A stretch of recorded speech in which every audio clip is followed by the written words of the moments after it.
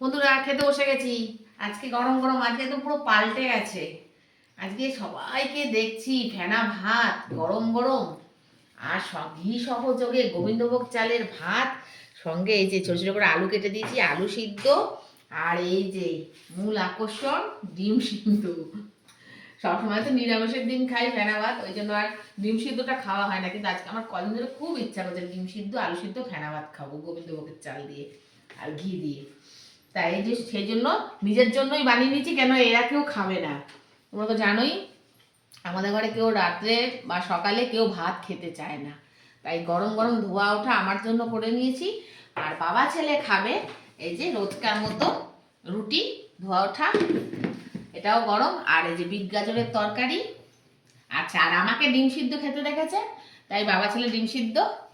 আর এখানে রয়েছে চিকেন, কালকের চিকেন, এটা আজকে বানাইনি বন্ধুরা।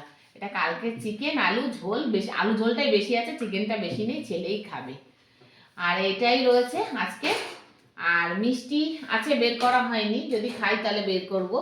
আর পিঠে তো আছেই, আজকে পিঠে বানানো হয়েছে, পিঠের পাবে তোমরা ভিডিও। তো খাওয়া দাওয়াটা করে ফেলি। আর এটা সামনে থাকলে আর আটকানো যায় না নিজেকে, নিজেকে সত্যিই আটকানো যায় না এত সুন্দর জিনিস থাকলে।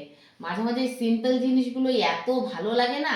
তবে একটা জিনিস কি চেয়েছিলাম, ডিমটা হাফ বয়েল করতে, যেটা আমার ছেলেও ভীষণ ভালো খায়, আমিও ভালো খাই, কিন্তু একটু বেশি, একটু সিনেমা দেখতে গিয়ে আমার ডিমটা একটু বেশি ফুটে গেল, আর খেয়াল নেই, ভুলে গেছি। আর তাই জন্য তাহলে খাওয়া দাওয়াটা করে নিই ঝটপট, আর বেশি দেরি করব না, বেশি বক বক করবো না। সবসময় বক বক তোমাদেরও ভালো লাগবে না। তাহলে তাড়াতাড়ি করে খাওয়া দাওয়াটা করে নিই, দেখা হবে খুব শিগগিরই নতুন আবার একটা ভিডিওতে। আর আমার ভিডিও ভালো লাগলে একটু একটা লাইক, একটা শেয়ার, একটা সাবস্ক্রাইব করে দিও। টাটা বন্ধুরা, শুভরাত্রি।